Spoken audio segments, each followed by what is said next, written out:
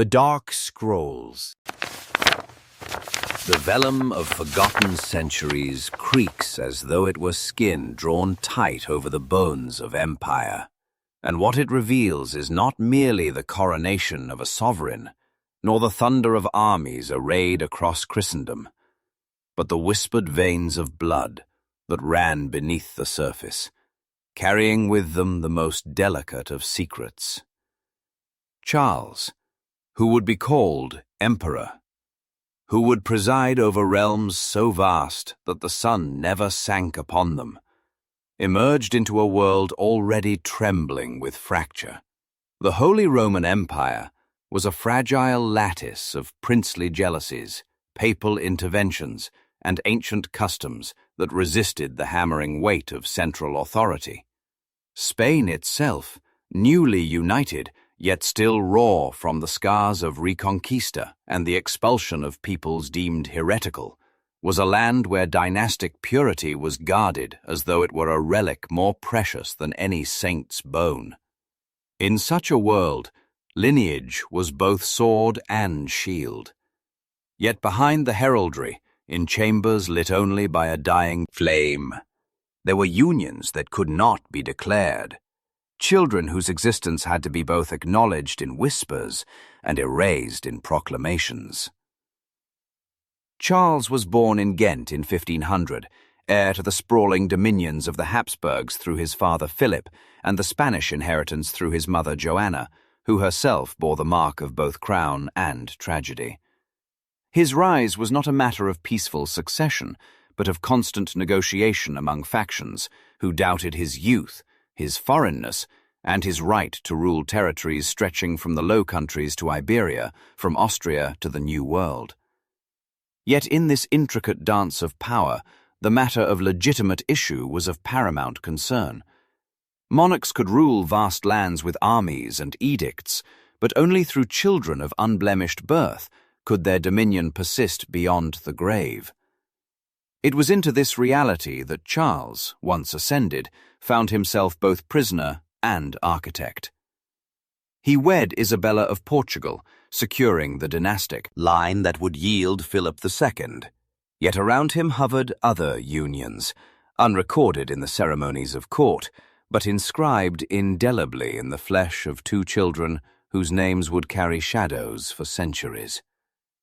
To understand the gravity of their presence, one must imagine the court of the 16th century not as a place of unchecked majesty, but as a crucible of scrutiny. Every gesture was measured against canon law, every whisper could become accusation, every noble family sought favor through rumor.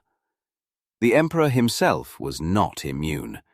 His legitimacy as a ruler was bound not only to his victories against France or his uneasy peace with the papacy, but to the image he projected as a sovereign sanctioned by divine order. To admit children born outside wedlock was to challenge that image, yet to deny them entirely was to risk the wrath of destiny, for in their veins ran the same Habsburg blood that defined the course of Europe. Thus the records, when examined, contain not proclamations, traces, letters that speak obliquely of obligations, pensions allotted without explanation, guardians appointed to youths of uncertain origin. It is in these faint impressions that the story of Margaret of Parma and John of Austria emerges. The Europe of Charles's youth was already reshaped by forces far beyond the grasp of medieval certainties. The Reformation was cracking the altar stones of Christendom. Mercantile empires were rising across the seas, and dynasties were forced to confront not merely the battles of succession, but the storms of faith and commerce. In this volatile climate, dynastic heirs became both more valuable and more precarious. Each child could secure a treaty or ignite a war. Each absence of issue could invite invasion or usurpation. The stakes of reproduction were not personal alone, but continental. And it is here that the hidden children of Charles gained their meaning.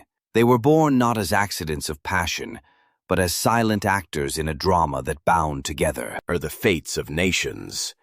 Some chroniclers suggest Charles, unlike many rulers, was austere in his private indulgences, given more to the severity of governance than the luxuries of flesh.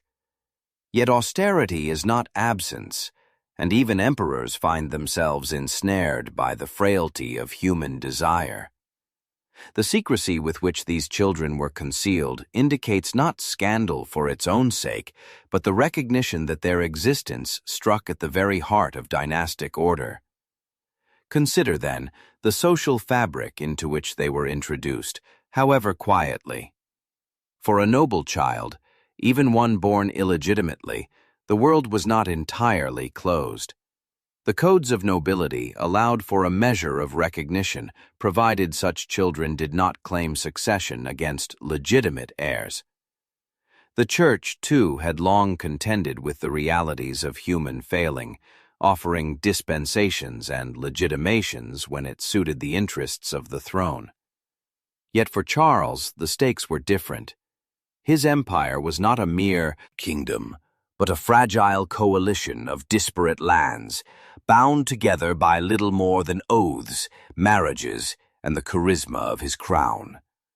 To expose weakness in lineage was to tempt those who waited, ever vigilant, to challenge the unity of his rule. Thus, while Margaret and John would come to play roles of extraordinary weight, their origins were cloaked in silence, their early years shrouded in deliberate obscurity, so that the edifice of empire might stand unshaken. The social order of Spain, especially, cannot be understated. Here blood was more than heritage, it was purity itself. Limpieza de sangre, invoked against Jews and Muslims, but also applied as a measure of noble legitimacy. To introduce children born beyond wedlock into this society was perilous, unless their existence could be folded back into the narrative of dynastic necessity. For Margaret, raised under the guidance of regents, eventually married into the highest circles of Italian nobility, her origin remained a matter whispered, but rarely written. For John, who would later rise as a commander at Lepanto, the stain of illegitimacy was both undeniable and strangely ennobling. He could never sit upon the throne, yet he could wield the sword with a freedom unencumbered by the burdens of succession. This paradox was already latent in their conception, born into a world that both demanded silence and relied upon their eventual strength. The chronicles, when they dare to hint, suggest a tension in Charles himself. Torn between his duty as emperor, his piety as a son of the Church, and his humanity as a man, he allowed these children not to fade into obscurity, but to receive the education, the patronage, and the preparation for roles that would ultimately shape the course of the empire.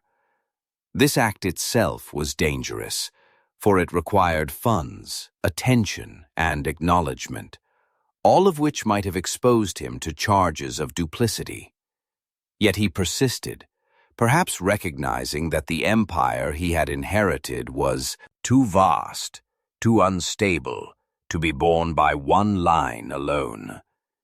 In these children lay both risk and opportunity, shadows that could darken his reputation or illuminate the survival of his realm.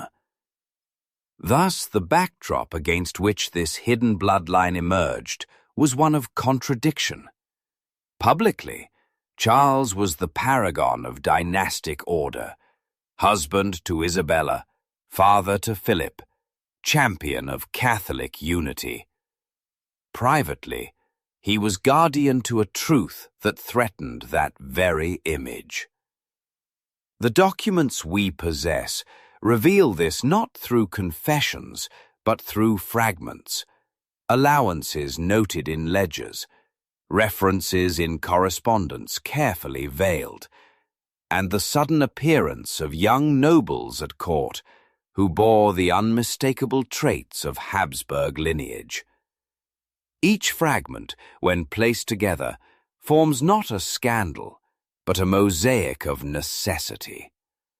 For in the 16th century, to govern was not merely to command armies, but to control bloodlines, to shape the inheritance of power, not just through treaty, but through flesh.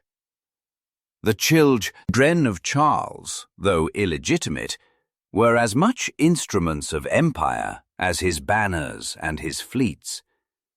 The Europe of this era understood blood in terms both mystical and political. Alchemists wrote of its properties as the essence of life. Theologians pondered its relation to salvation, and rulers measured it in terms of inheritance. Charles's hidden bloodline, therefore, was not merely a private matter, but a challenge to the very symbolism of empire. If blood could flow outside sanctioned unions, then legitimacy itself was revealed as a fragile construct, upheld not by divine ordination, but by the careful concealment of inconvenient truths. And yet, paradoxically, these same children would become bulwarks of the order their existence threatened. Margaret would govern with prudence in the Low Countries. John would command with valor against the Ottoman Crescent, and both would prove that illegitimacy need not mean impotence. Their blood, hidden though it was, would shape battles, histories, and the imagination of Europe. At the threshold of their story, then, we see not merely an emperor and his secrets, but a continent trembling with uncertainty, a society obsessed with purity yet riddled with contradiction, and a dynasty that could not survive on legitimacy alone. The curtain rises upon a world where truth is veiled, where the most decisive actors are those not meant to exist, and where empire itself is revealed to be less the triumph of divine order than the fragile concealment of human frailty. It is in this fragile concealment that the hidden bloodline of Charles V begins its long-shadowed march across history. From the shrouded silence of their beginnings, the hidden children of Charles began to step cautiously into the light, not as heirs to the throne, but as instruments molded by their father's subtle hand. Their existence, first tolerated as an inconvenience of flesh, soon revealed itself to be indispensable in the great machinery of Habsburg dominion. It was not through proclamations that they gained station, but through the steady weaving of their lives into the fabric of power, each thread laid with careful intent, so that the empire might be strengthened rather than endangered. The measure of their rise was not sudden but incremental, concealed within the quiet gestures of patronage and the deliberate choice of guardians who would shape their character in ways befitting not bastards, but figures destined for command. Margaret, eldest of the two, bore the signs of her Habsburg origin in the unmistakable line of her features and the firmness of her demeanor. Born of a liaison with a Flemish noblewoman, she was at first consigned to obscurity, her name recorded discreetly in the annals of household accounts rather than in royal charters. Yet Charles, recognizing her potential, did not permit her to drift into irrelevance. She was placed in the care of tutors who instilled in her not merely piety and the refinement expected of noble ladies, but also a sharp intellect and a sense of political acumen. The courts of Europe, ever watchful, might have whispered of her origins, but those whispers soon found themselves silenced by the strength of her presence. She would not remain a footnote to her father's indulgence, but a participant in the politics of kingdoms, bound by marriage into the web of Italian power, and eventually entrusted with the governance of lands as volatile as the Low Countries. The pathway from illegitimacy to authority for Margaret was neither straightforward nor free of opposition. The nobility of Spain and the Netherlands, jealous of prerogatives, were suspicious of any figure who entered their midst under the uncertain banner of bastardy. Yet Charles managed her ascent with precision. Her first marriage, though short-lived, tied her to the Farnese family, whose influence in Italy lent her legitimacy beyond the narrow bounds of birth. Her second union into the House of Austria further integrated her into the Habsburg matrix. Through these alliances, Charles ensured that his daughter could stand among the nobility as more than a tolerated child of shadow. She became a vessel through which treaties could be secured, disputes mediated, and dynastic interests advanced. By the time she was entrusted with the regency of the Netherlands, her authority, though constantly challenged, bore the mark of inevitability. She was no longer the emperor's hidden child, but his emissary, a woman whose illegitimate birth was overshadowed by the legitimacy of her power. John's path was of a different nature, marked not by diplomacy, but by the clangor of stillborn later of a union with a German noblewoman. He was concealed even more carefully than his sister. His early years spent under the guardianship of loyal retainers, who knew both the dangers and the promises of his blood. Unlike Margaret, whose education emphasized governance and courtly maneuver, John was raised in a manner that awakened in him a martial spirit. His tutors trained him in the arts of horsemanship, swordplay, and the discipline of command, preparing him not for the throne, which could never be his, but for the battlefield, where illegitimacy mattered little, and valor could eclipse the stain of origin. His presence at court, when it finally became visible, stirred both curiosity and unease. To many, he was a living contradiction, a bastard who bore the unmistakable bearing of a prince. Yet Charles saw in him an answer to a question that had long haunted the empire. Who would wield the sword when the dynastic heir was burdened by the crown? Philip, son of Isabel, and heir to the throne, was a man of cautious temperament, devout, deliberate, but lacking the fire that animated soldiers. Charles recognized that the preservation of empire demanded more than a pious administrator. It required champions who could inspire armies, confront the enemies of Christendom, and project the vigor of Habsburg might beyond the confines of diplomacy. In John, he discerned the potential for such a champion. And so, the illegitimate son was quietly elevated, furnished with the resources, the training, and the opportunities that would place him in command of fleets and legions. His role would never be to govern, but to fight. Never to inherit, but to defend. And in this lay the paradox of his significance. Though barred from the succession, he became essential to its survival. The court itself was a crucible in which their fates were tested. Margaret, introduced to noble assemblies, was both admired and resented. Her illegitimacy was a weapon her rivals never ceased to sharpen, yet her wit and skill in negotiation allowed her to survive where others faltered. In the Netherlands, a land seething with discontent under Habsburg taxation and religious strife, her regency was marked by delicate balances, by attempts at conciliation that earned her both praise and scorn. Some chronicles depict her as overly cautious, too willing to compromise with rebellious provinces. Others portray her as pragmatic, aware that rigid rule would fracture the realm beyond repair. What remains beyond doubt is that her position, once unimaginable for a child born outside wedlock, was one of genuine authority, shaping the trajectory of revolt and reform in Northern Europe. John's entrance into history was forged at sea.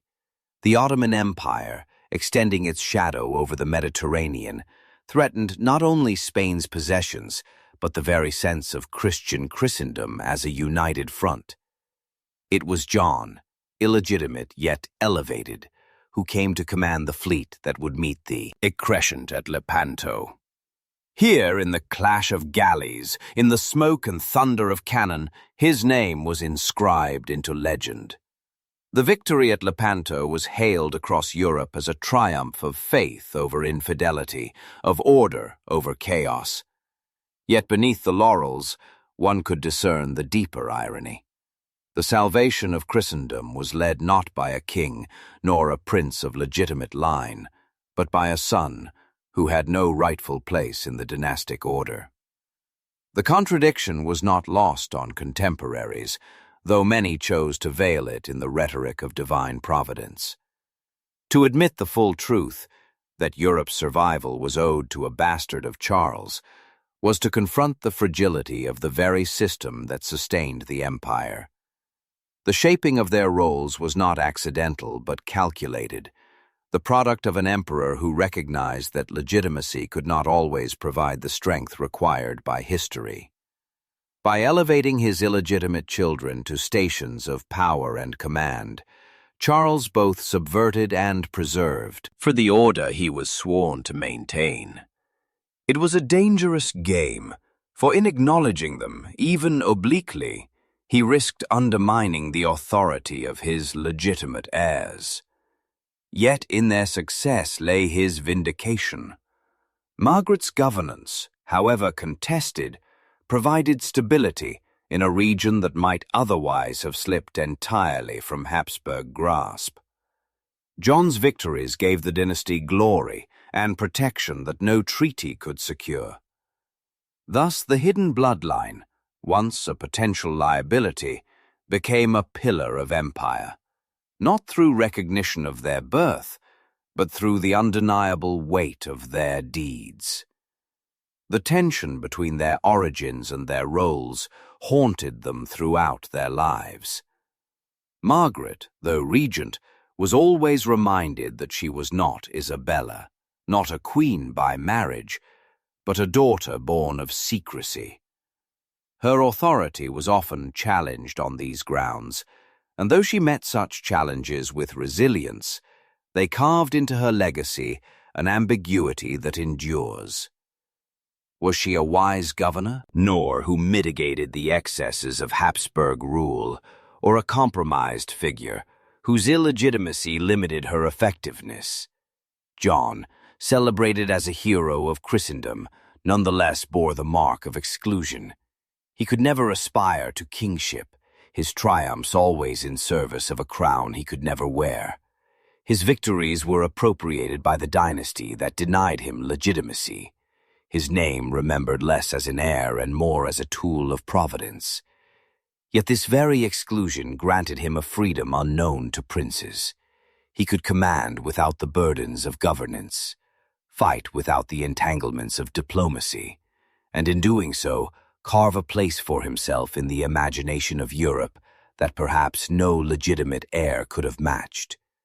Their formation into power thus reveals a broader truth about the age. Legitimacy, though sacred in principle, was in practice malleable, bent by necessity and circumstance. Charles, by weaving his hidden children into the structure of empire, demonstrated that bloodlines were less about purity than about utility, less about divine sanction than about the pragmatic demands of survival. The secrecy that had once defined their existence gave way to a paradoxical visibility. They were acknowledged not as heirs, but as indispensable actors. Their authority was always shadowed by their origins, yet their deeds ensured that the shadow itself became part of the Habsburg narrative.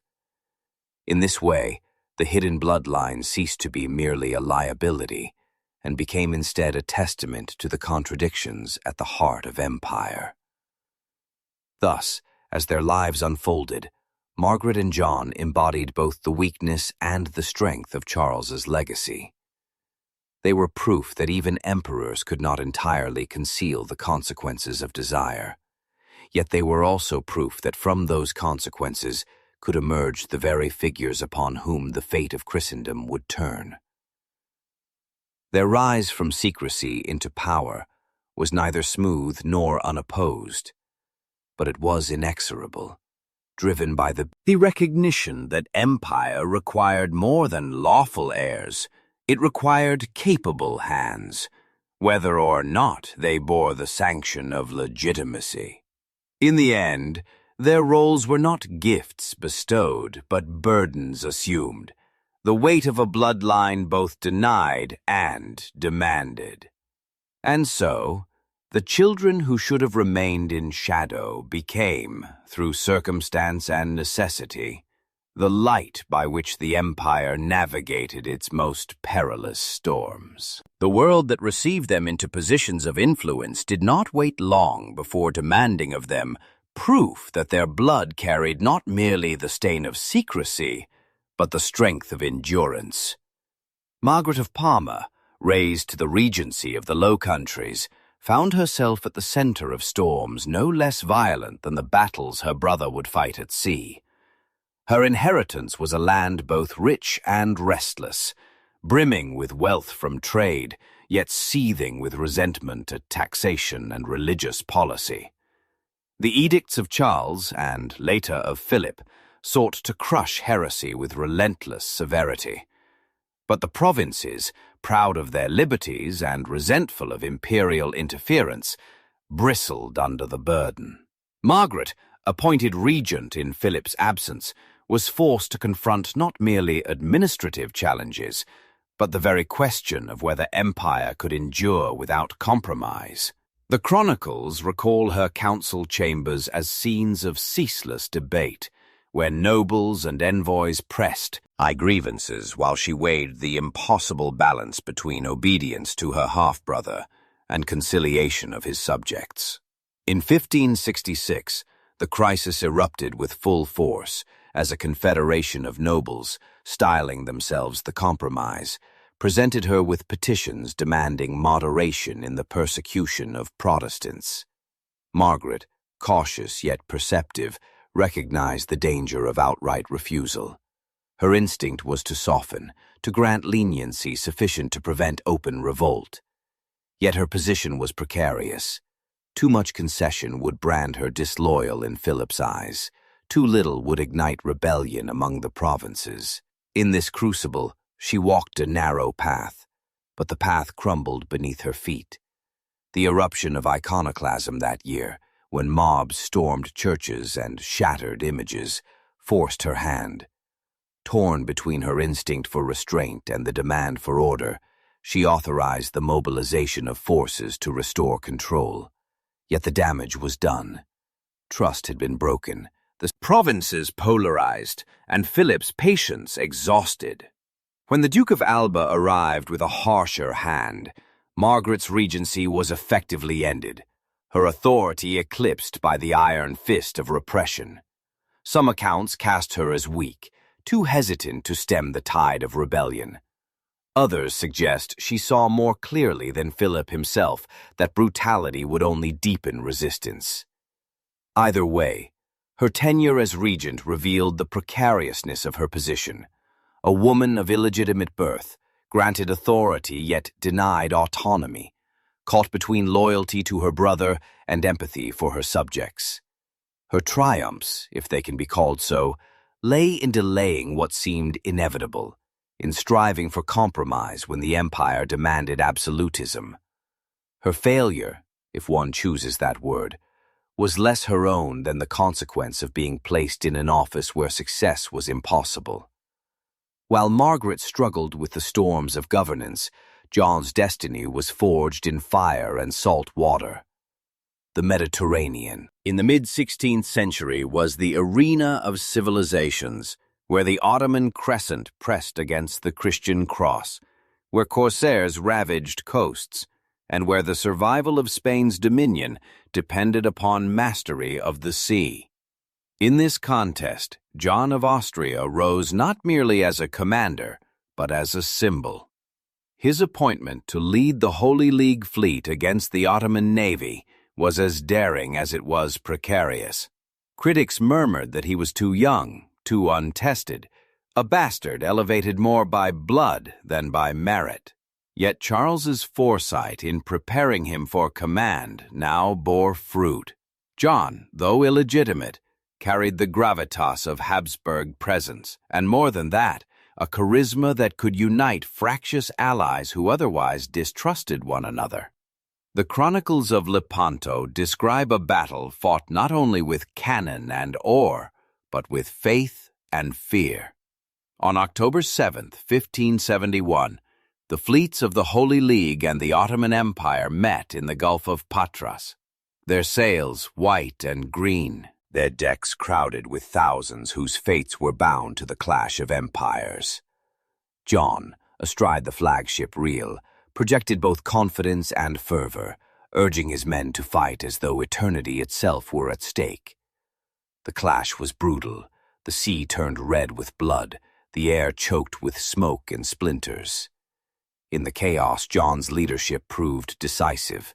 His fleet broke through the Ottoman center, his soldiers swarming over enemy decks, his banner raised above the wreckage. The victory was total, the Ottoman advance checked, the prestige of Christendom renewed. The news spread across Europe like wildfire, and with it the legend of John of Austria. His illegitimacy, once whispered as a stain, was now cloaked in glory. To common people, it mattered little that he was born outside wedlock. What mattered was that he had struck down the great adversary of the faith. To the nobility, his triumph was both a source of pride and a cause for unease. A bastard had done what kings had failed to do, and in so doing he exposed the fragile fiction that legitimacy alone conferred greatness. His name entered ballads, his visage adorned paintings, his fame eclipsed even that of his legitimate brother, whose reign was marked by caution rather than conquest. For a moment, the empire seemed to belong more to John than to Philip, though the crown could never be his. Triumph, however, does not erase contradiction. The very glory that elevated John also sharpened the anxiety of Philip, who saw in his half-brother not only a loyal commander, but a potential rival. Though John professed unwavering loyalty, suspicion lingered. His campaigns after Lepanto, whether in Flanders or in the suppression of Morisco revolts in Spain, were scrutinized not merely for their outcomes, but for signs of ambition. In every move, he had to demonstrate that he sought no crown, that his sword was wielded only in service of the dynasty that denied him legitimacy. His triumph at Lepanto, immortal though it was, thus became both a crown of laurel and a chain of iron, binding him to a role he could not escape. For Margaret, triumph was measured not in decisive victories, but in endurance. After her regency ended, she remained a figure of influence, her counsel sought in matters of dynastic marriage and governance. Yet her legacy was always shadowed by the failure to reconcile the Netherlands. The revolt, once unleashed, would smolder for decades, shaping the destiny of Europe in ways no regent could have foreseen. Still, her name carried weight, her presence respected, a testament to the fact that even illegitimacy could not erase the authority granted by competence and resolve. Her triumph lay less in what she achieved than in the space she occupied. A woman born in secrecy, yet entrusted with the governance of lands at the heart of empire. Together, their stories in this period reveal the dual nature of triumph for illegitimate children of empire. For Margaret, triumph meant navigating impossible tensions, preserving dignity and influence even when power slipped away. For John, Triumph meant seizing glory on the battlefield, achieving victories that secured the dynasty even as they threatened to overshadow it. Both demonstrated that illegitimacy need not mean obscurity, that the hidden blood of Charles carried within it the strength to shape history as decisively as any legitimate heir. Their triumphs, however, were always circumscribed, their victories never entirely their own, for they were claimed by the dynasty that had both concealed and elevated them. The chronicles do not record their reflections in words of confession, but one may imagine the solitude of Margaret after councils dissolved, the silence of John aboard his flagship after the cannons ceased. Did they perceive themselves as instruments of their father's foresight, or as individuals robbed of the fullness of recognition? Did they accept the contradictions of their station, or did they wrestle with the knowledge that their triumphs would never free them from the shadow of legitimacy denied? These questions, unanswered, linger in the silence between the lines, in the margins where chroniclers hesitated to inscribe truth too boldly. Their triumphs altered the course of empire. Without Margaret's regency, however fraught, the Netherlands might have slipped away sooner, depriving the Habsburgs of wealth and influence at a critical moment. Without John's victory at Lepanto, the Mediterranean might have become an Ottoman lake, the Spanish coasts laid bare to invasion, the balance of Christendom forever altered. These were not minor contributions, but pillars upon which the empire rested. Yet the irony persists. The pillars were carved from stones the masons had sought to hide. Charles's hidden bloodline, once a secret whispered behind tapestries, had become the very foundation of Europe's survival. Their triumphs, then, were not merely personal but civilizational. They secured the survival of the dynasty, the preservation of Christendom, and the endurance of empire. Yet triumph was never unalloyed. For Margaret it was accompanied by the bitterness of dismissal, the knowledge that her caution was branded weakness. For John it was accompanied by suspicion, the awareness that his glory aroused envy as much as admiration. In both, triumph was laced with tragedy, victory with shadow. And thus, even in their greatest moments, the hidden bloodline remained bound by the contradictions of their birth, their triumphs both affirming and denying the legitimacy of empire itself. Their triumphs, so vivid in memory, did not shield them from the gathering darkness that always followed glory. The very victories that had elevated Margaret and John also placed them at the center of conflicts they could neither escape nor wholly master. The blood they bore, Habsburg in strength but illegitimate in sanction, ensured that suspicion clung to them as stubbornly as laurels adorned their brows. Every decision they made, every gesture of governance or command, was weighed not only against the measure of success, but against the shadow of their origins. It was in this crucible that the tragedies of their lives unfolded, shaped as much by the mistrust of others as by the weight of circumstance. Margaret's tenure as regent ended not in disgrace, but in dismissal. And yet dismissal itself was a wound she carried. Her half-brother Philip, slow to trust and intolerant of compromise, regarded her conciliatory stance toward the provinces as weakness, if not betrayal. When the Duke of Alba arrived in the Netherlands with his Council of Blood and his legions, Margaret found herself eclipsed. She had pleaded for moderation, for policies that might reconcile rather than divide. But Philip's suspicion of her judgment proved stronger than any evidence of her loyalty. To be set aside was not merely to lose office, but to be reminded that her authority was conditional, granted not as right, but as favor, and that favor could be withdrawn at will. Her conflict was not only with her brother, but with the nobles she governed. Many distrusted her from the beginning, their contempt sharpened by whispers of her birth. When rebellion spread, they did not always rally to her cause, preferring to negotiate directly with Madrid or to pursue their own interests. Margaret, isolated between an intransigent monarch and a restless aristocracy, carried the burden of failure that was not wholly her own. Her tragedy was to have seen more clearly than those around her that repression would not. Could restore obedience, yet to lack the authority to implement the course she judged necessary. In later years, recalled briefly to the Netherlands in an attempt to restore balance, she found her influence diminished, her position undermined by distrust on all sides. She served, endured, counseled, but the confidence once placed in her was never fully restored. Her conflict with Philip remained unresolved, her loyalty questioned, despite a lifetime of service. To be both indispensable and expendable was the paradox of her existence. John's conflicts were of a more dramatic kind, played out on battlefields and in councils of war.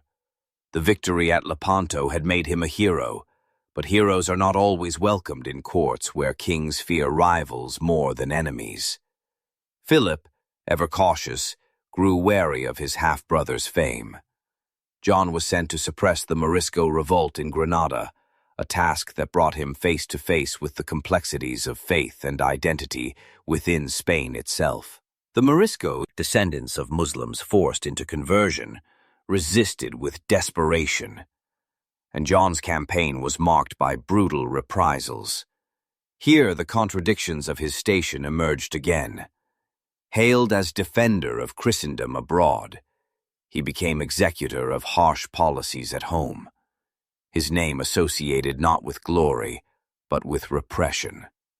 When his attention turned northward to the Netherlands, his conflict deepened. Sent to govern a land already aflame with rebellion, he entered a theater where success was unlikely and suspicion inevitable. The rebels viewed him as an agent of Spanish tyranny. The king regarded him with unease, fearing ambition cloaked in service. John sought negotiation, attempted to balance firmness with conciliation, but the currents were against him. He secured some temporary truces, but suspicion from Philip poisoned even these efforts.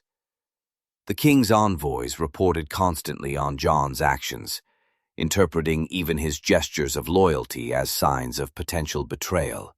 His tragedy was as to be condemned no matter what course he chose. Too lenient, and he was suspected of collusion with rebels. Too harsh, and he risked inflaming the rebellion beyond control. The deeper betrayal lay not in his dealings with rebels, but in the distrust of his own family. The empire he fought to defend regarded him less as savior than as threat. Letters from Madrid were cold, directives constrained his authority, and resources were withheld. The man who had preserved Christendom at Lepanto now found himself pleading for reinforcements, his position undermined by the very monarch he served. Chroniclers hint at his frustration, his sense of isolation, his awareness that his glory had become a curse. To triumph too greatly was to incur suspicion. To serve too faithfully was to be rewarded with chains of mistrust. His final tragedy was his untimely death in 1578, at the age of 31. Official accounts attribute it to illness, but whispers abounded of poison, of conspiracies born in whereas where his presence was unwelcome. Whether true or not, the suspicion itself reflects the atmosphere in which he lived and died, an empire so wary of illegitimate blood that it could not allow its greatest champion to flourish unshadowed. His funeral was conducted with pomp, his body borne with honor, yet the silence surrounding his death remains a question mark inscribed in the margins of history. Was he sacrificed, not by enemies on the battlefield, but by fears within his own house? The tragedy of John of Austria is not only that he died young, but that he may have died, not from fate, but from the treachery of those he had sworn to serve. Margaret, in her later years, carried her own sorrows quietly. Twice married, she endured the losses of husbands, the uncertainties of alliances, the loneliness of a life spent in service to a dynasty that never fully embraced her. Her relationship with her son, Alexander Farnese, would provide her with both pride and renewed pain. Alexander, destination, to become one of Spain's greatest generals, inherited both his mother's intelligence and the burden of serving Philip's designs in the Netherlands. Margaret watched as her son succeeded where she had been denied. Yet his success came at the cost of loyalty to a monarch who had mistrusted them both. Her tragedy lay in witnessing the repetition of the same pattern. Service repaid with suspicion, triumph tainted by betrayal. The conflicts they endured were not solely personal, but emblematic of the empire itself. The Habsburg dominion, vast and diverse, could not survive without capable hands, yet it could not tolerate those whose origins threatened its ideology of purity. Margaret and John embodied this contradiction. Indispensable, yet distrusted. Triumphant, yet restrained. Loyal, yet suspected. Their tragedies were not accidents, but the inevitable outcome of a system that placed legitimacy above merit, suspicion above gratitude. In their lives, we see reflected the broader tragedy of empire, that it devoured even those who sustained it. The betrayals they endured were not always dramatic conspiracies, but subtle erosions of trust. For Margaret, betrayal was the slow withdrawal of confidence, the dismissal of her counsel, the replacement of her authority with harsher instruments. For John, betrayal was the denial of resources, the constant surveillance of his actions, the transformation of his victories into grounds for suspicion. Both lived within a web of intrigue that never allowed them peace, their every gesture interpreted through the lens of illegitimacy. Yet their tragedies, though profound, did not erase their impact. They remained figures of consequence, their names remembered, their deeds recounted, their shadows cast across the annals of Europe. But in the silence of their private moments, one may imagine the bitterness they carried. Margaret, set aside despite her service. John, cut down in his prime. Both aware that their father's legacy had granted them power but denied them peace. Their conflicts were not only with enemies abroad, but with the very family and dynasty that had elevated them.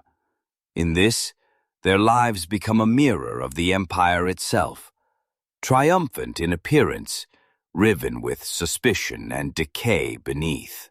Thus, the story of their conflicts and tragedies is not merely the tale of individuals, but the revelation of an empire's inner contradictions. They demonstrate how power, when bound to legitimacy, breeds distrust even of those who serve most faithfully. They reveal how triumph can become tragedy when crowns fear the shadows of their own blood.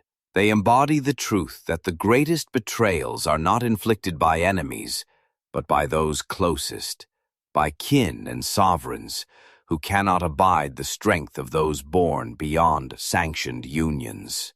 And so, in their lives, we glimpse the darker truth of empire, that it is less a monument of unity than a theater of suspicion, where even victory is poisoned and loyalty rewarded with doubt. The shadows that closed over their lives did not silence the echoes of their names. If their existence began as secrets whispered in guarded halls, their memory lingered in chronicles, letters, and the enduring shape of the empire itself. The tragedy of their conflicts gave way, in the centuries that followed, to a legacy both luminous and ambiguous. For Margaret of Parma and John of Austria, the afterlife of history was neither simple glorification nor complete erasure. It was a tapestry woven from admiration, suspicion, pride, and unease. In them, the contradictions of their father's reign and the fragility of dynastic order were preserved, reminders that empire was built not only on sanctioned unions, but on hidden bloodlines that proved impossible to deny. Margaret's legacy endured most visibly through her son, Alexander Farnese. His brilliance as a general and statesman eclipsed her own contested regency, yet it was her guidance, her political instincts, and her survival through the labyrinth of court suspicion that shaped his rise. In him, the qualities that Margaret embodied, prudence, resilience, adaptability, found sharper expression. As governor of the Netherlands, Alexander achieved military successes that his uncle Philip had long desired, restoring significant portions of the Low Countries to Spanish control. His triumphs were celebrated, but within them was Margaret's unseen hand, the transmission of experience from mother to son. Thus, though dismissed and doubted in her own life, Margaret's influence was perpetuated through a legacy more enduring than her own regency, the shaping of a commander whose victories defined the Habsburg struggle in the north. Her name remained in the margins of chronicles, often overshadowed, yet her blood and her counsel lived on in deeds attributed to others. Her personal reputation, however, carried the weight of ambiguity. Some remembered her as a moderate voice, a woman of intelligence who sought compromise in an age of intransigence. Others branded her as indecisive, incapable of mastering the storm. The truth, perhaps, lies in both, for she was neither omnipotent nor powerless, but bound by the constraints of her station. Her illegitimacy ensured that her authority would always be questioned, her actions scrutinized through a lens of suspicion, and her failures exaggerated. Yet her endurance itself became a form of legacy.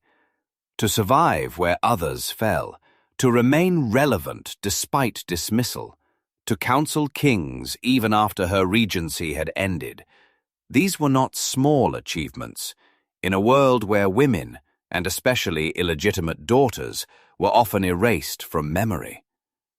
Her life demonstrated that shadow could coexist with authority, that legitimacy, though denied, could not extinguish influence.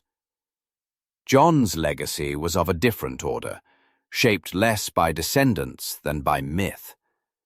His death at 31 deprived him of the long career that might have reshaped Europe, but his brief life was enough to inscribe him into the imagination of his contemporaries.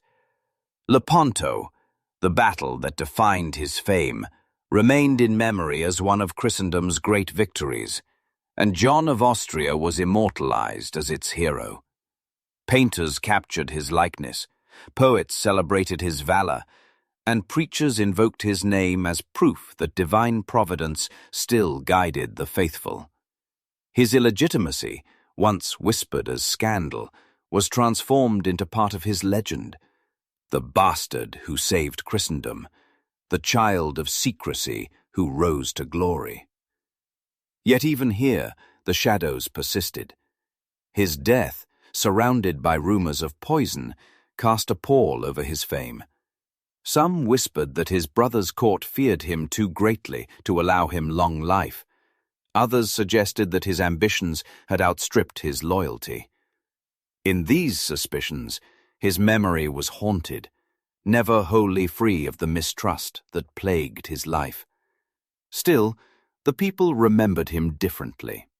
In villages and ports, in songs and stories, John was celebrated as the champion of the cross, the sailor prince who brought victory over the crescent. His legend lived less in official records than in popular imagination, where his illegitimacy mattered little and his valor everything. In the centuries that followed, historians returned to their names, some to rehabilitate, others to question. Margaret was re-examined as a regent caught in impossible circumstances, a figure more astute than her reputation allowed. John was celebrated as a hero, but also scrutinized as a man whose fame revealed the vulnerabilities of Habsburg legitimacy. Scholars debated whether his death was natural or contrived, whether Margaret's moderation was wisdom or weakness. These debates themselves became part of their legacy, for to be discussed centuries after one's death is to endure in history's memory. The hidden children of Charles V, once meant to be footnotes concealed in silence, became instead subjects of inquiry, fascination, and dispute. Their legacy also reveals something deeper about the empire itself. The Habsburg dynasty, so insistent on legitimacy, so devoted to the preservation of bloodlines, could not prevent illegitimate offspring from shaping its destiny. Margaret and John demonstrated that legitimacy was not always the measure of significance. Their deeds mattered more than their origins.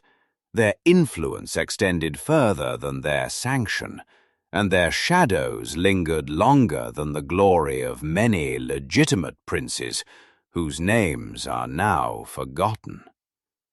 The empire they served survived their lifetimes, but the contradictions they embodied remained woven into its fabric, surfacing again in later centuries when questions of succession, legitimacy, and secret liaisons would once more shake the foundations of dynasties.